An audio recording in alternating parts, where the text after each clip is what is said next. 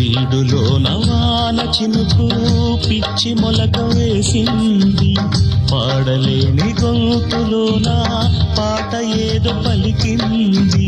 గుండె ఒక్కటున్న చాలు గొంతు తానే పాడగలదు, మాటలన్నీ దాచుకుంటే పాట నీవు రాయగలవు. రాత రాని వాడి రాత దేవుడేమి రాశాడో, చేతనైతే మార్చి చూడు వీడు మారిపోతాడు, మనిషి అవుతాడు.